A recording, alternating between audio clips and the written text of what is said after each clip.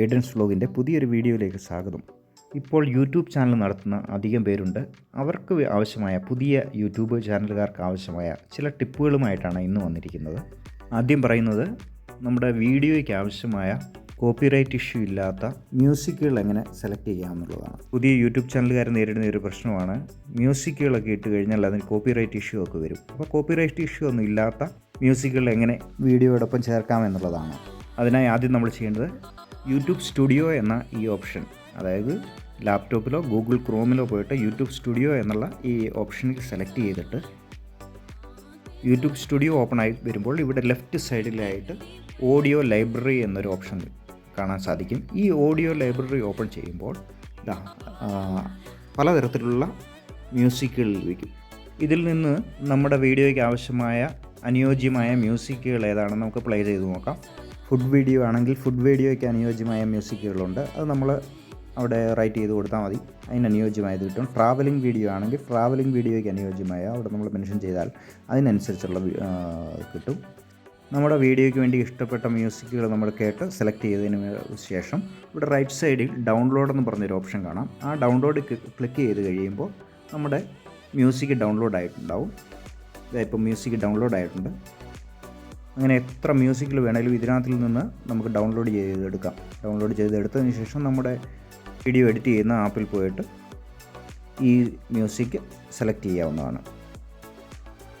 പലതരത്തിലുള്ള കുറച്ച് മ്യൂസിക്കുകളൊക്കെ ഡൗൺലോഡ് ചെയ്തെടുത്തതിന് ശേഷം നമ്മൾ ഡൗൺലോഡ് ഓപ്ഷനിൽ പോയിട്ട് ഡൗൺലോഡ് ഫയലിൽ പോയിട്ട് നമ്മുടെ ഈ മ്യൂസിക് നമുക്ക് സെലക്ട് ചെയ്ത് കേൾക്കാവുന്നതാണ്. ഏത് ആപ്പ് ഉപയോഗിച്ചാണ് നമ്മൾ വീഡിയോസൊക്കെ എഡിറ്റ് ചെയ്യുന്നത് വെച്ചാൽ ആ ആപ്പിലും ഈ മ്യൂസിക്കുകളൊക്കെ നമുക്ക് അപ്ലോഡ് ചെയ്തെടുക്കാം. ഇതിൻ്റെ ഏറ്റവും വലിയ പ്രത്യേകത എന്ന് പറഞ്ഞാൽ ഈ മ്യൂസിക്കുകൾക്കൊന്നും കോപ്പിറൈറ്റ് ഇഷ്യൂവോ പ്രോബ്ലംസോ ഒന്നും ഉണ്ടാകില്ല. നമ്മൾ മറ്റെവിടെന്തെങ്കിലും ഓഡിയോസൊക്കെ എടുത്തു കഴിഞ്ഞാലുള്ള പ്രശ്നമെന്ന് പറഞ്ഞാൽ അതെല്ലാം കോപ്പിറൈറ്റ് ഇഷ്യൂ ആയിട്ട് മാറും. ഈ ഓഡിയോസിന് അങ്ങനെ ഒരു പ്രശ്നം ഉണ്ടാകുന്നില്ല.